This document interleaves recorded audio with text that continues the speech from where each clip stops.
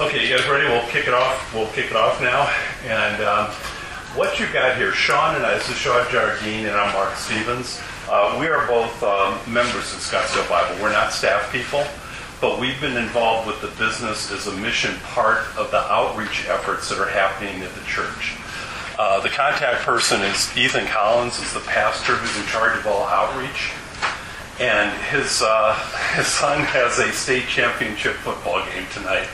So he worked with us to put this together and then asked Sean and I if he could go see his son play football. So that's the reason you got us here. But we've been working with Ethan for a while. You've been working with him for a long time. Since almost the very beginning, I've been with BAM since they started. So Sean's been with BAM. Why don't you just give your brief background on just yourself or what you do? Okay, I am an SBC member. I have been in church since I was a little kid. Came to the Lord at the age of 9. And really, one night in a Sunday night church service, missionaries came and had a slideshow. And I'll never forget. I mean, I could see the whole room. I could see all of it. And I just have always felt a call for missions. So a few years ago, going to SBC, I was looking for a group. What fits? I don't want to do the typical ladies' Bible study on Tuesdays. So I saw this thing for business as mission. I thought, oh, I'm in business. I sell real estate full time and have a little small company going. And I have always had small businesses. I'm an entrepreneur since the age of 10. I've had little gigs. So I thought, well, I'm going to go to this thing and see what it is. And it was, BAM at SBC was about a year old. They had gotten some people involved and were talking about their first projects and possibilities. And so I was immediately hooked because I'd never heard of business as mission. Again, like I said a minute ago, I thought you had to go someplace really hard or scary and hand out tracts, and what if people didn't receive my message? I don't have the gift of evangelism. I have different gifts. And so I see BAM as a way to use gifts that maybe a traditional missionary doesn't have. Other people could be business missionaries. So that's the appeal for me, and I really love this group. And my background for me is I'm a member of Scottsdale Bible also. My whole career was with Ernst & Young, one of the large 4 accounting firms, and I ran the Phoenix office for about 8 years.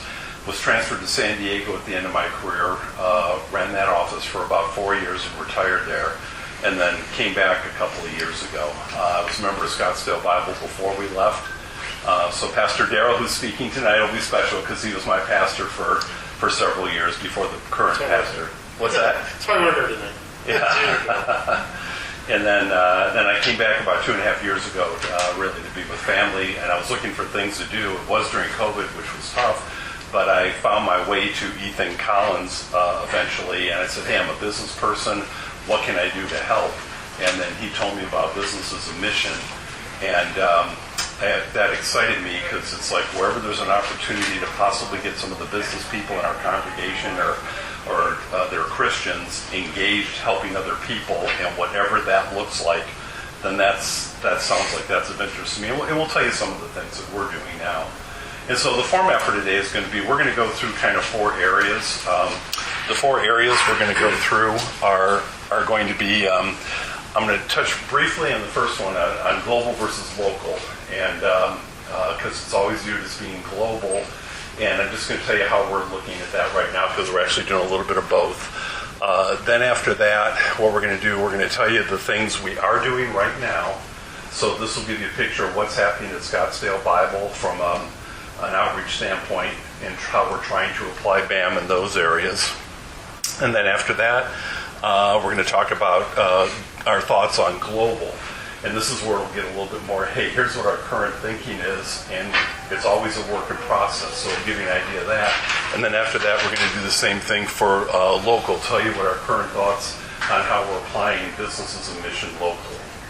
And then after that, I envision us having a kind of a Q&A idea sharing standpoint, and that's where we'll have a chance to just kind of, if you have something on your mind, like, hey, you guys, have you ever thought of this? Or, hey, this is working for us.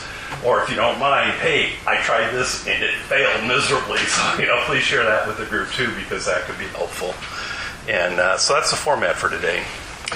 Now, on the global versus local, let me stand over here. Yeah, This will be a I'll little stand better. here. Okay, and I'll We're switch not with you. on top of That's each a other. little better. Okay. Yeah. What we learned is we started a little while ago in a Tanzania project, and Sean will tell you a little about that. She'll talk a little bit more globally. I'll talk a little bit more locally, and we'll kind of weigh in as necessary. And so we did a big project that's Tanzania, so that's one of our big things. And then we also had some small retail businesses that were done in foreign countries, and she's going to tell you about that a little bit. And then the other thing we did in the last few years is we partnered with a group called Hustle Phoenix, and I want to tell you a little bit about what that was all about and what they do, because that could be a group you may want to tap into, depending upon if you have interest in helping certain under-resourced people. So I just wanted to share what that's all about. And then what we went through is we kind of focused. We're planning now. We're going to focus on Tanzania, and we're also going to still continue global efforts. Although we're starting to look more at partnering, and that's why this conference is particularly interesting to us, because there's some people that are maybe already doing some of the things we can get our congregation plugged into. And part of the thought is, why reinvent the wheel if there's already someone we trust that's doing some of that stuff? So we're probably going to be looking into that. I don't want to take all of Sean's thunder. And then also one of our thoughts is we started looking at it kind of during COVID. Why does it all have to be foreign? And my interest particularly was I'm a little bit more locally focused, with the thought being I got busy business people that are going to church. They might make time for a one-week mission overseas if we can find the right business project for them, but there's got to be needs here in the underserved, under-resourced area of this community where we can help people and still spread the gospel as part of what we're doing. And so that kind of resonated with me. And so what the path we're going on now, our conclusion we kind of came down to is, we're going to go down both paths. And so that's kind of what the presentation is going to take you through. We're going to tell you what we've done, and then our thoughts on global and our thoughts on what Scottsdale Bible's doing. And it's a work in process too, so nothing cast in stone. Okay, with that, I'm going to let you stand by the toilet, or you just I'm better to go this way. You can just go like that, and I'll push the button. Okay. Okay, so the first and the largest, is anybody here from SBC? No? Former. Okay, I don't know if the Tanzania project was going when you were there, but it is kind of our cornerstone missions project, where we have invested heavily in finances, resources for this project that is 2 different villages, Mairoa and Kondoa in Tanzania, pretty remote places. One is a Maasai village, the other is a Muslim village, and we have schools there. And the problem has been, and this is where BAM comes in, and what really got us thinking, we take these kids from kindergarten to, I think, maybe 8th or 9th grade time frame, and then what? We turn them back into the village, the girls get pregnant, and the boys take over their dad's cattle operation. And so we weren't providing anything ongoing. So we've looked at all different kinds of projects. What could we do in Tanzania? Even recently, there was a flower farm owned by some Dutch people that came up for sale. And we thought, well, we could buy this building and have a high school, and then, revenue could come from this flower business that they export all over the world. Turned out that the missions board didn't really appreciate our $1 million idea there, so that got shot down. But we're still looking for ways. One little thing that we came up with that's kind of BAM, not really BAM, but it's along the lines of business. As I said, these girls, they get out of school, there's a gap. If they're going on to university, they've got a little bit of a gap between when their school ends and when they go off to higher education. Nothing to do, stay around the village, probably get pregnant, and then there is no education. They're done. They're back in the hut with their mom and siblings and raising the next generation. And so we came up with ways to partner with people in the nearby cities. I think the nearest bigger city would be Arusha. And we're doing things like if a girl wants to be a hairdresser, we have an internship with a hair salon.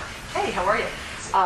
We are, doing medical internships to start kind of tickling their minds about what are the possibilities out there in the real business world. There's got to be more than just staying in the village and not getting anywhere. And so that program was going to be maybe a BAM thing, and it just because of COVID and everything, it kind of morphed into just part of the overall mission. And the people at our church that came up with this, and this is how you engage and involve all sorts of ministries within your church. We have a global counseling ministry that deals with trauma. And there's been a lot of trauma in these kind of places and other places around the world. And so they really put their heads together to come up with this internship idea. So that was a big key, and we're still looking for other ways. We've evaluated, should we grow coffee? We've thought of all kinds of things that we could do there. So the problem is, though, actual profit-making ideas, and part of that is culturally. It's really, really hard there. But we're not giving up. We're still looking at opportunities. So you can go to the next one. So we do have one guy, homegrown Scottsdale Bible Church guy. He seems like a kid to me because he's about the age of my own kids, but he's a man who went to school at ASU, and he said to me the other day, I was not an academic. He's a heart person, and he became a missionary. He was somebody that SBC sent out. And on a trip, and I don't know how he got there, but he was in Kolkata, India, and his heart was broken for what he saw in just the slums and all of the women who were working in the red light district. And he thought, there's got to be a way to get them out of this. So he and another guy in a partnership opened the 8th Day Cafe, which I think now they have 2 locations, but they hire women who have been trafficked, give them their first job. The first thing they teach them is how to write their name. They've had no education. And that way they can sign their paycheck. And they're giving them money. They're allowing them to be educated. And conveniently, they just have Bible study every morning at 8 o'clock. So you don't have to come, but if you want to come. And they are seeing people come to Christ. They are now planting little churches there from that ministry. The one hitch was that Grant has younger kids, and the Calcutta schools were not, the best thing right now for his kids. So they left the cafes there, which, by the way, are award-winning, mainstream. I don't know if they have Starbucks in that area, but it's like a Starbucks with a bakery and stuff. And they've gone to Chiang Mai, Thailand, to open a similar operation there. I think it's more of a juice bar. But Chiang Mai, same thing. Lots of trafficking there, because that's, if you're familiar at all, that's a big place for digital nomads who are just kind of traveling, working, because you can live there pretty high on the hog for $1,000 a month. And if you're a guy who does digital work, that could be, a good thing to do. So lots of stuff going on there, and a need for a ministry for these girls. So he is kind of our one and only real, actual BAM project, but we're actively looking and seeking more. It's just, we're still early phases, and a lot of people just don't even know what BAM is. When I tell people, I'm in BAM. BAM? Like BAM? What does that mean? Business as mission. What does that mean? So I think in the business as mission world, or some people call it B4T, business for transformation, we're still kind of early days. And part of that is because, like we said a little bit ago, the world has changed. You can't send a traditional missionary out as easily. You still can, but some places it's a no-go. So it's an important thing. Most of that is global, traditionally. But there can also be BAM businesses right here in the U.S. So there are even some here in the Valley. So the key, I think, for me was to become aware that this was even a thing. And now that my eyes are open, it's pretty exciting. And I asked something on that, just not knowing what your respective interests are. Later on, we can talk about it. What I've been seeing is talking to different people. A lot of missionaries don't have business acumen, but a lot of the opportunities that are overseas often have to do with, if you can start a business, you can't directly profess your faith, but if you can start a business, it might give you a way to do that. How do you get the missionaries trained a little bit, or mentored, or remotely helped in order to connect those dots if possible? So that's something we can talk about later, because we're very much at the front end on that one.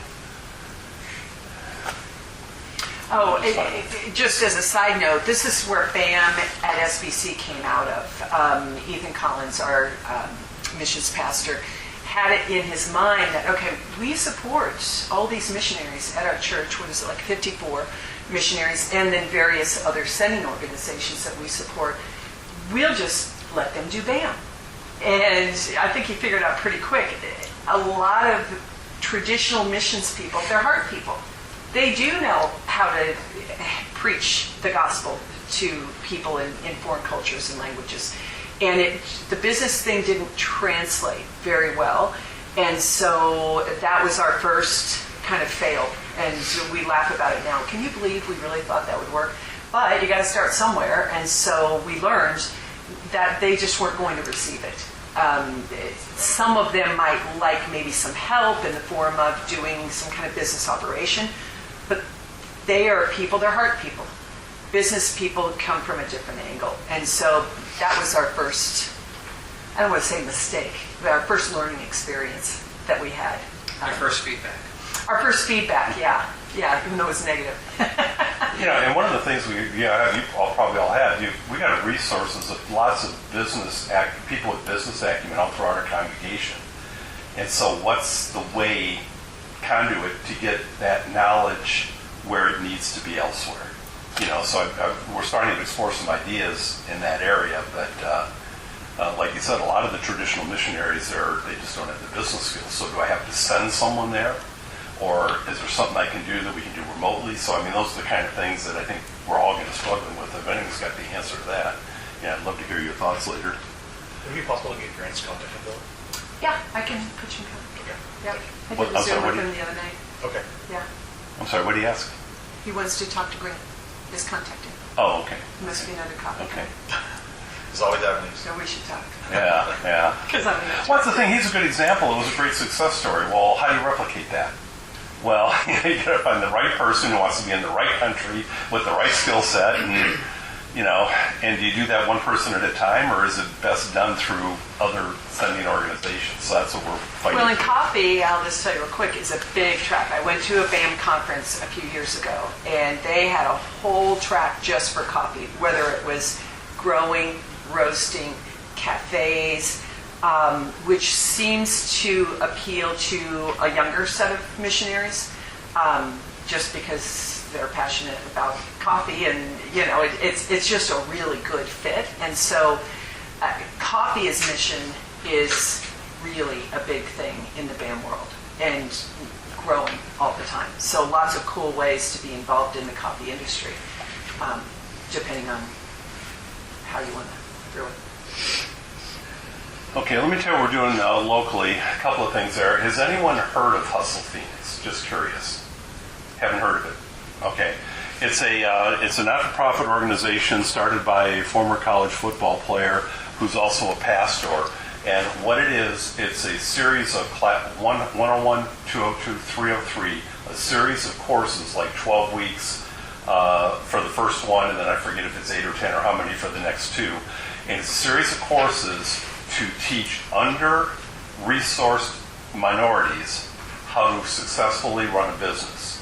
And if you go all the way through the program, you're going to get connected to the types of people resources, intellectual resources, and capital resources necessary in order to do that. And they've put several people through this program now.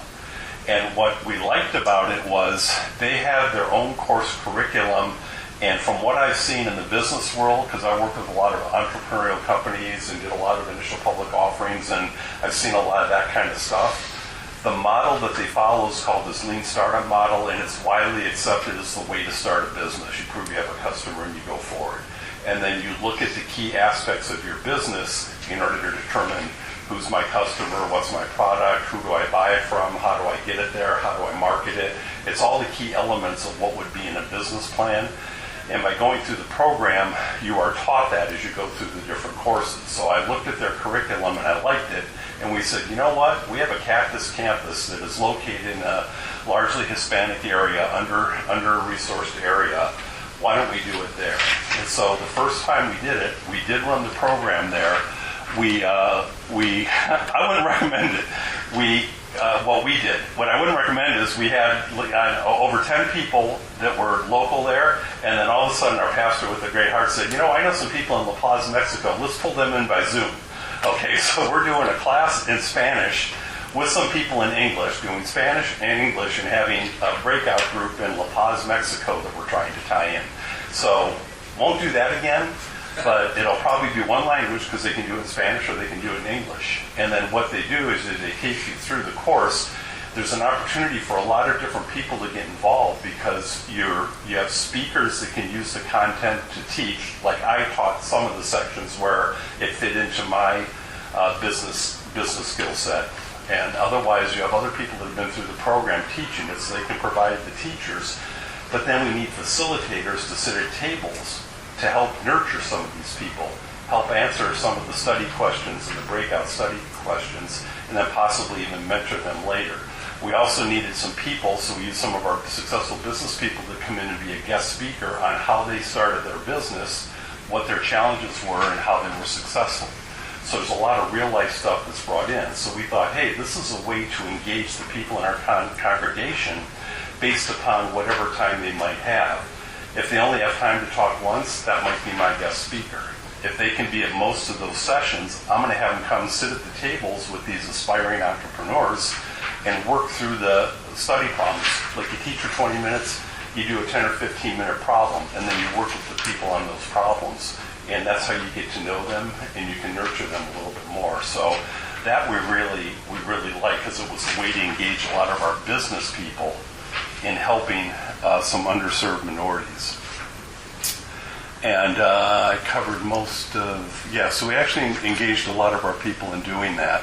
And then one of the outcomes that kind of came out of that, that I helped them rewrite a business bookkeeping course.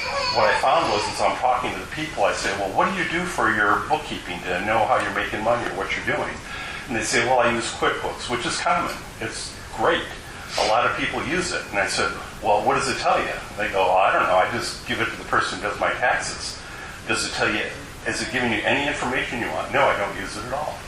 So what I found was these people are just viewing the financial information that comes out of their business as a compliance exercise and not a tool to tell them how they should be running their business. So we actually wrote a course that sits down with them and says, tell me how you look at your business.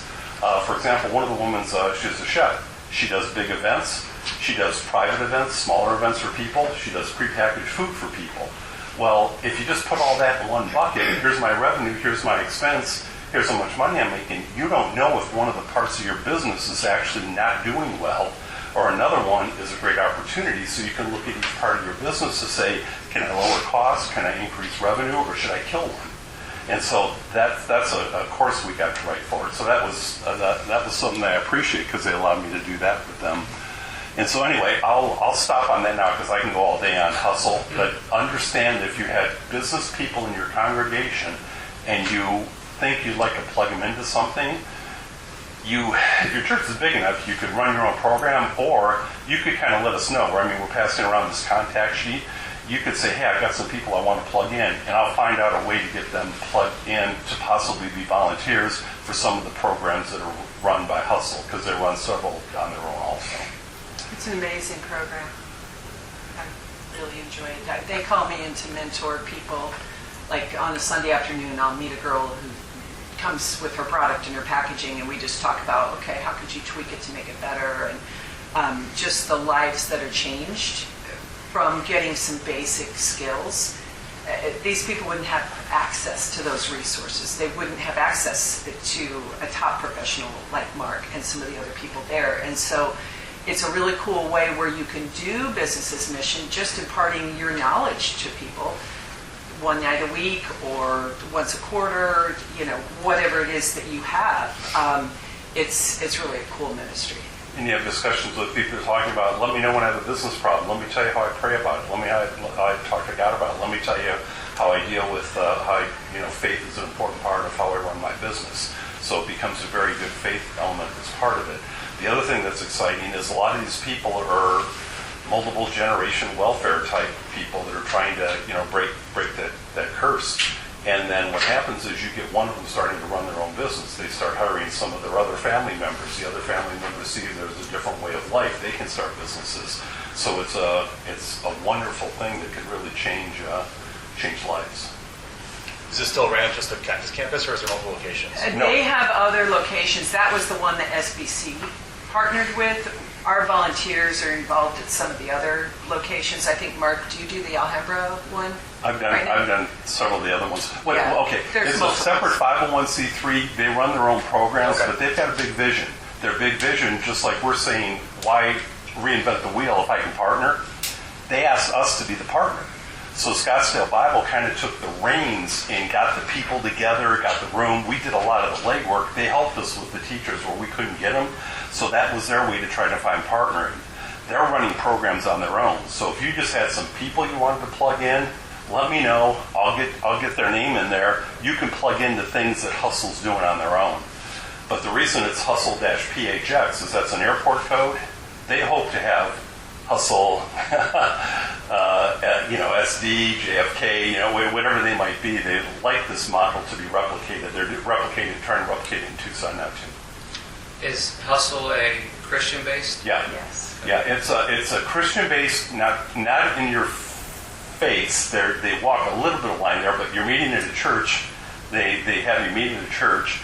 It's often you'll pray at certain times, and then there are elements of it talking about how certain biblical verses are tied into it, and how those are important in running the business. So, Founder, if you sign up on this email list, I'll send everybody an email with the TED Talk from Oye. oh, that yeah. And every time that man Yeah. speaks, I just get weepy. It's so powerful. He talks about how he grew up, I think it was Compton, and at about the age of 14, he started noticing some kids were getting involved in things like drugs, and they would show up in tennis shoes and nice things that his mom couldn't afford for he and his brother. And then he says, at the age of 18, my friends and I were incarcerated, or institutionalized. My friends went to prison. I went to school on a football scholarship. And he tells a story of how he went into ministry, blah, blah, blah. And so it's very, very powerful. It will inspire you. Even if you never sign up to work with Hustle, you'll be motivated and inspired to just do more. It's pretty cool. And that was my intro. That was my gateway drug to Hustle Phoenix, and I haven't quit yet. So. And not all the members are Christians necessarily, so when I mentor one of them, we meet at a prayer or whatever, I say, hey, do you mind if we say a prayer first? And I'll say a prayer at the beginning, a prayer at the end, and then sometimes that leads to other discussions. So, That's a neat example. Mm-hmm. Of just even doing ministry. Yeah, it's That faith-based, too. but not in your face. Yeah. But a lot of the people there are people of faith. Maybe they're not actively in a church, but it definitely has a faith message. Okay, and then the study group project. So study groups, our SBC group, we had about 100-ish people coming to meetings every other month or so before COVID. And we would have a business as mission type speaker and, things going on. And then COVID hit. What are we going to do? So we kind of lost ground. We couldn't have those meetings and people just fell away. So we thought about, okay, what do we do to re-engage people? How is that going to be? So there is a business as mission organization called Faith Driven Entrepreneurs, which is a big nationwide group. You can go to their website. They've got a YouTube channel. And they have a curriculum.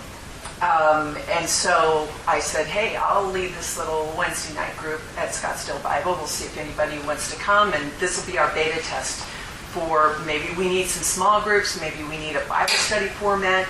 What do we do to engage people? Not everybody going off to Tanzania, but people who have a business right now and they're just trying to figure out how does God fit into my business. And it's an 8-week video series, and I had about 15 people sign up, and we have about 5-6 people that drift in and out steady.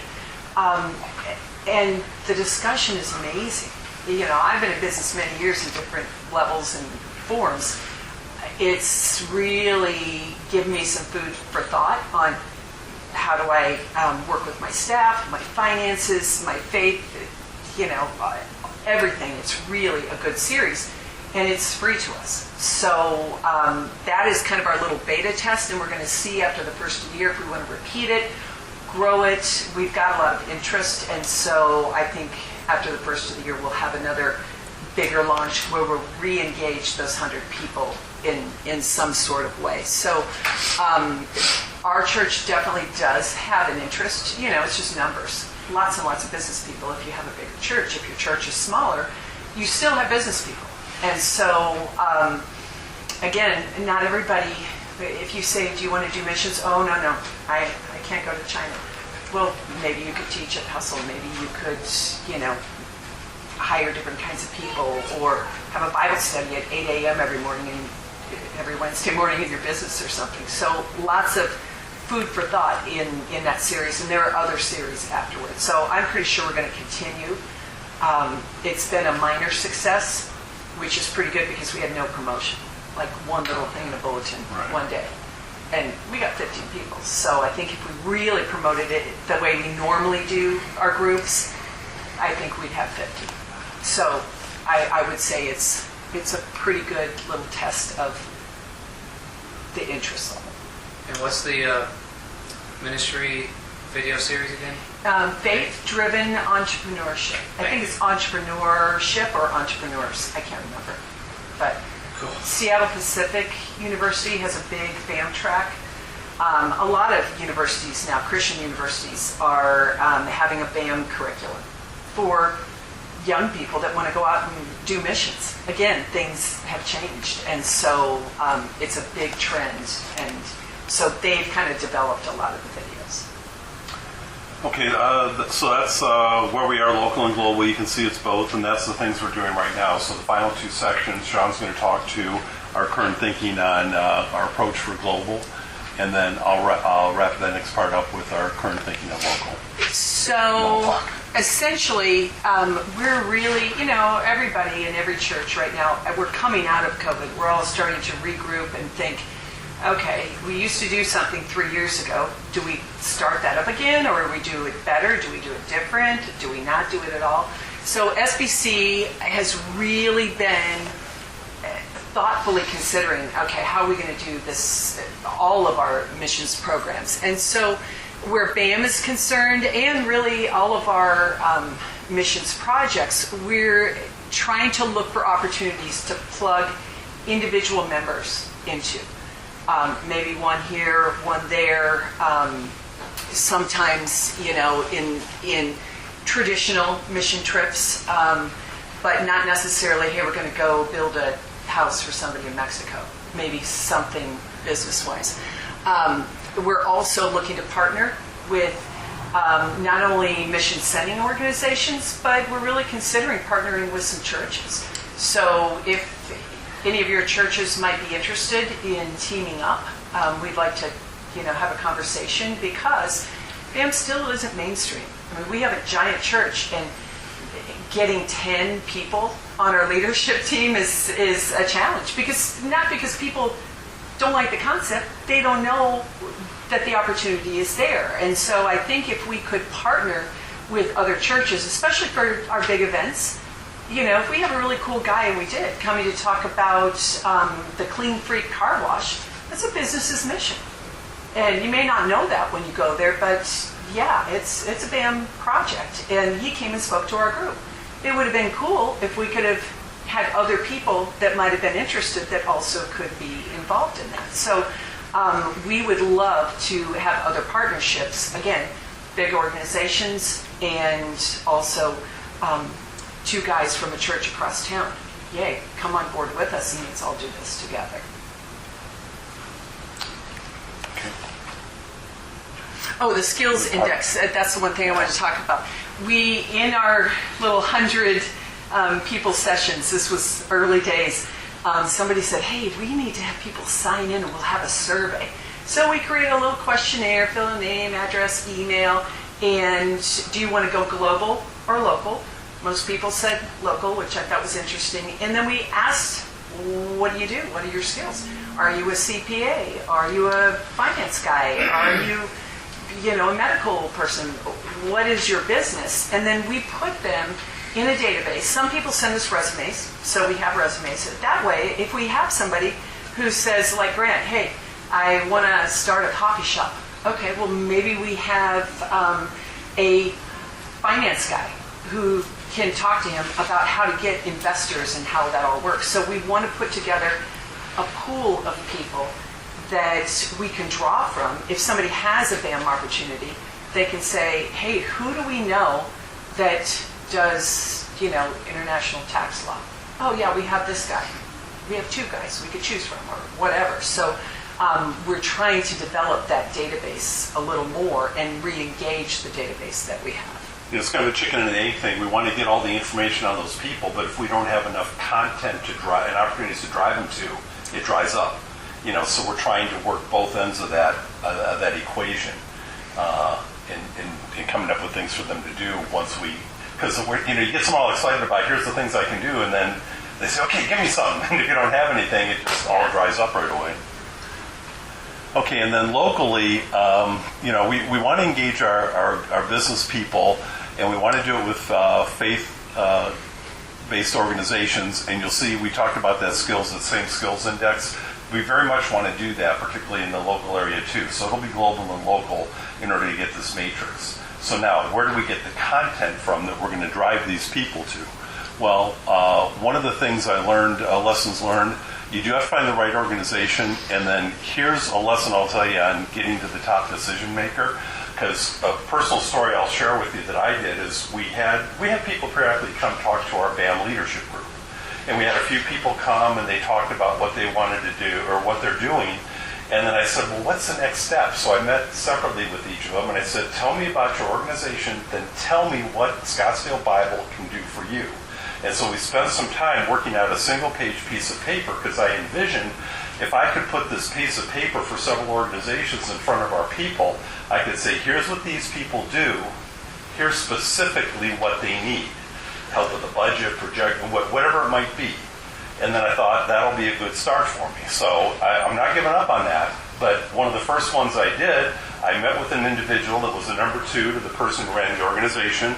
We came up with the description of it that they were both comfortable with, and then we had 3 things that they thought they would like to have Scottsdale Bible help them with. And then my final litmus test, that person reviewed it with the person who runs the organization, the founder who ran it, made sure that person was okay with it. So I said, make sure that person's okay with it. And then a week later, I called Ethan. I said, Ethan, ask them which of those 3 they want to do first. Okay? And this is where the pedal hit the metal. They finally got back to the same person who approved it, and he went, oh, actually I got something else I really need help with. So what it told me was I didn't quite get the level of attention I needed from the right person to hone in on what it is they really need from us. So the only reason I share that with you is if you're talking to different people, a lot of people want to help other people, and they'll say, hey, I see a good fit here, we can help. You really got to make sure the leader's involved on that and you have the right level of specificity for how you can plug your people in. So that was a interesting lesson. And then we went and helped them with the other thing. So we still got something out of that. We didn't give up on it. And so that's what I just said. I still want to do these succinct descriptions and try to find a way to match it with people. So we're still looking at a lot of different things in this area, but we know we got to get to the right leader if we're going to partner. And we still want to get our database sorted out in such a fashion that we can drive content to them. And then I envision us going back to some of the meetings you used to have where we're going to explain different opportunities to people and possibly have booths set up at the back. It's like, okay, which one do you want to go learn about more and use your business skills to plug in and make a difference? Are you using a certain platform right now to house all the data? The SBC database. Oh, okay. Yeah, we put everything in there. Everything we do has to go through them, and even emails. The communication team wants to review it and make sure that, Sean's not sending out some wacky thing. Hey, everybody, and by the way, use me to do my business, whatever.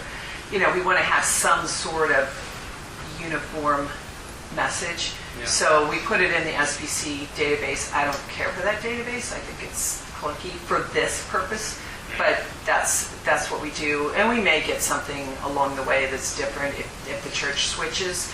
But just to do it under the church umbrella and honor that leadership, that's why we do it that way. So, I think the one thing I would add, we probably would be light years ahead if we didn't have COVID, because we were starting to get some things, and we were at the point where people were really excited. We didn't have any offerings because then COVID hit and nobody was calling. You couldn't go anywhere. I was on a Tanzania trip that got canceled 2 weeks before, so we had to shut everything down. I did a Hustle Phoenix cohort that was by Zoom. It was English and Spanish. It was through the Hope Women's Center, and you had moms, all they had was a cell phone, and so you had to hear Spanish first, then English.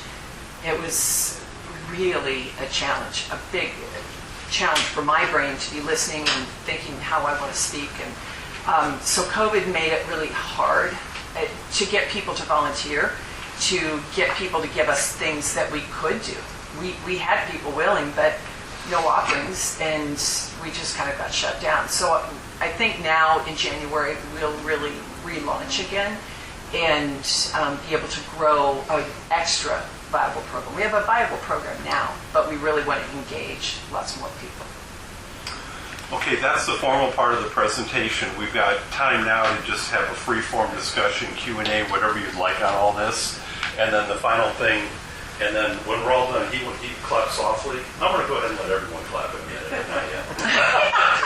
I don't need that.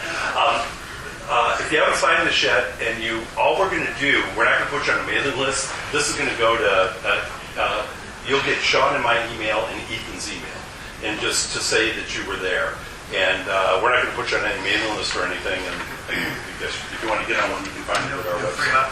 Free stuff. No. Free stuff. We don't have it. If we had, Buy one, get one. I mean, we'll give you our monthly newsletter. You already have all the past copies. But anyway, questions or thoughts or ideas? Yes.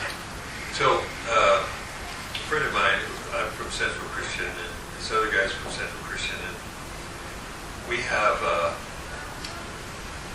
Tyler and his family have adopted a little town in Ecuador, 550 people. There's 110 kids, and right now we're packing meals for the Central there for next year. But they make Panama hats, but they don't have all of the necessary components, machinery, whatever, to do the whole job.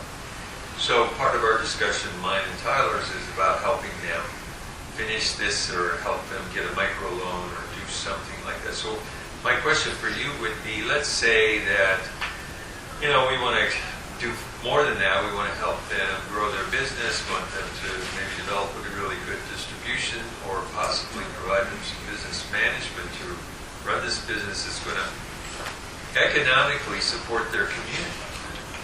Mm-hmm. Could we tap into your network to get maybe some support from the business people?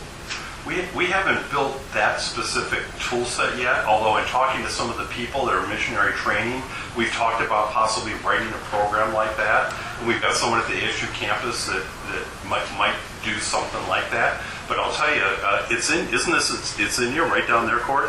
Well, no, I think what they would need more, and there are BAM, there are microloans. There's a lot of BAM money out there now. Correct. But I was just thinking, beyond that, we could You're brainstorm. I'm talking about Yeah. helping them develop a business that is going to grow and thrive, and maybe have some distribution of their products here or somewhere.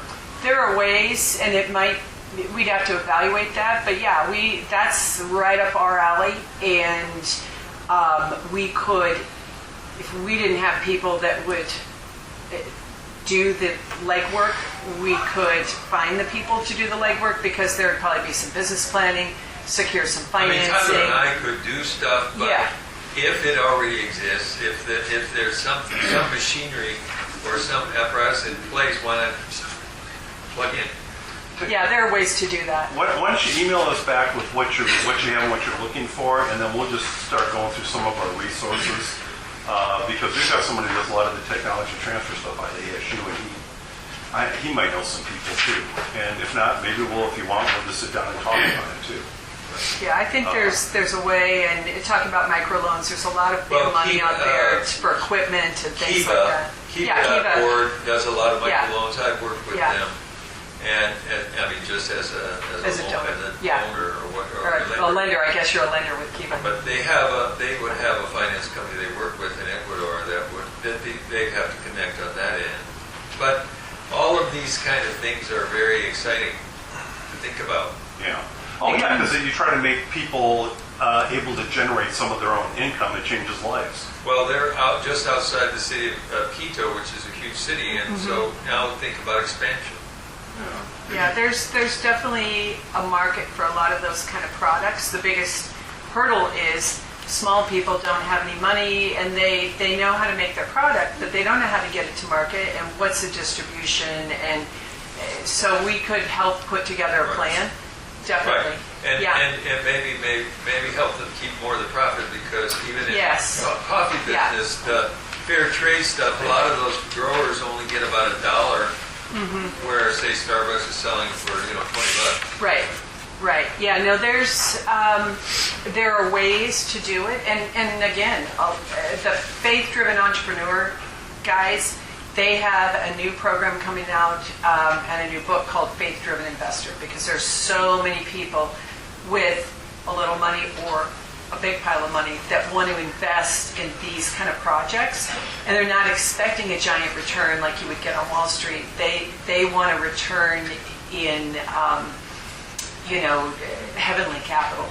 How do we change lives for the Lord, and how do we impact generations? And so it's really a big thing. So we could definitely help you and maybe come up with a basic plan to know what your next steps are. Yeah, it would be interesting to know a little more about your study group or what you think that you've developed. Because even, and I'm just speaking from just my own personal interest, but Central's a big church. Yeah. Possibly some opportunity to partner with Sure. you guys, because you've already done stuff. Yeah, our thing is we don't want to reinvent the wheel, and we know what we've done that didn't do so well. So if another church wants to start a program, we'll tell you what didn't work for us, and it still could work for you. We don't know, but I think there's strength in the numbers. And it used to be you wouldn't have a missions conference like this. Every church was like, well, you've got our super secret sauce, and we don't want the other church to know. We all have the same mission here. We really should partner more and connect as much as possible. The person who's teaching the other ones tomorrow, he, I believe, is quite active in trying to make some of these things happen. He's big on the investing side. So if you ought to try to hook up with him. And then maybe go to the Christar table. I really thought Christar, they're all over it. I thought they had that It's In You subset of what they did that touched on this. I'm Christar. Oh, you're Christar. Oh, okay. please. Okay. Isn't It's In You part of what Christar is? I'm sorry? Isn't It's In You a subset of Christar? Christar is actually shifting our model Oh. to include, we call it 3 streams, and BAM is one, marketplace professional, and then traditional. So Okay. you can have your traditional Okay. missionaries who have access to certain countries and can get in. But especially for those hard-to-reach places, BAM and marketplace professionals. And we're also, interestingly enough, what I was hearing you say, we're working on partnering with a new organization called 10 Acres, which is looking to create a massive volunteer platform to engage the 99% who don't go, to come around as a circle of support for the 1% who do go. So if someone needs a marketing team and distribution team and business coaching and all these different aspects, they're creating that platform so that if it's very similar to what y'all are doing, but they're going to create it as a software platform. They're building the software Okay, right good. now, Yeah. and it will help them connect. You can plug in with what you can need. plug in, Yeah. and they're just at the beginning, and we're coming alongside them, and so we can have everybody working together. So, Okay. yeah.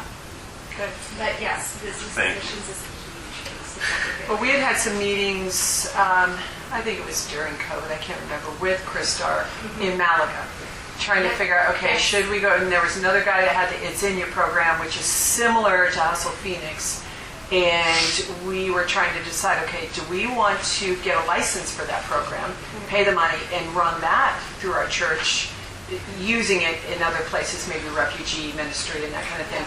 Or do we just need to send a team over to Malaga and do this? And then I said, oh, I'll go to Malaga. COVID, and I didn't go anywhere. So that was kind of on the table. But Christar is one of the three partnerships that we're really honing in on. Yeah, and how many countries do you touch? You're really kind of all over. You're not We are all as over. geographic specific. We are not geographic Yeah. specific, so we're on pretty much every continent Yeah. in just about, I think it's up 30, 40 countries. So there's probably somebody right there in Ecuador that we could connect with the people at Exactly. Central If and not, we have a... get some business help through the tent makers. Exactly. This is amazing. We've already built the whole thing here today. Patrick Live. No, Scott Eloquin and David Dillon from Art Financial in Austin. So it's an Austin-based organization that is doing it right now. Is it tentmakers.com? Is the website up? Tentmakers.net, I want to say, but Okay. let me Google that. You could look up tent makers and you'll find it. It's, if you Google Tent Makers Network, you're Okay. more likely to find it. Tent Makers Network. Tent Okay. Makers Network. Good. And so I'm actually working on them right now to help them get that rolling, and they're Okay. getting the software to be to scale to roll it out. That will be an amazing tool because I think a lot of people have a great idea and a vision, but I have a little project I'm working on, but I don't have the dudes. You know, in my real work, I've got all my dudes. I've got contractors and all these things, but in my BAM life, I just have ideas. And so if I could call somebody and say, hey, Yes. would this even work? You might say, you're crazy, that does not work, you're going to be put in jail, and then I would go a different direction. So Right. it would just be good to have those resources. And they're looking, and it's tentmakersnetwork.org. Okay. They're looking at every aspect. So, like right now with Christar, we have a guy in the Philippines, and it started off with he needed some graphic design work on a project, and now they've connected him with a civil engineer who's helping with the micro specs and architecture of a well. Oh, wow. Okay. Like, literally, they're thinking outside. Do they the do box. this pro bono, or? It is literally volunteers. It's highly Oh, skilled that's volunteers. amazing. So it really is about engaging Yeah. the 99% who Yeah. may want to virtually volunteer and, you know, They're you not know, called you to get a go phone globally, call but at some odd they hour can- of the day yeah. because, you know, Fox is in Yeah. the Philippines, and obviously we're not going to talk to him at you Yeah. know, 2 p.m. our time because he's asleep. But, yeah, really, it's something where if you have the right person in the field who has some vision, they can say, oh, now that that worked, can we do this? Can you find me that kind of a volunteer? Or sometimes it's an organic thing. One day he was saying, oh my gosh, our housekeeper got TB and we didn't know what to do with my staff, and they were like, well, let's get you a doctor right now. And gave some counsel on what to do for quarantine. That's amazing. Yep. That's where I love technology. How I you can know. bring all these people together globally Exactly.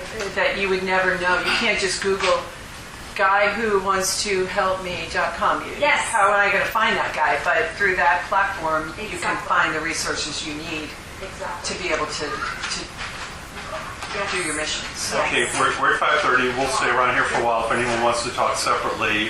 Chris Starr does have a table here too, and Scottsdale Bible's worked with them. So at the Scottsdale Bible website next to Chris Starr, there's a blue check mark. That's a Twitter joke. If you didn't get it, I wouldn't have got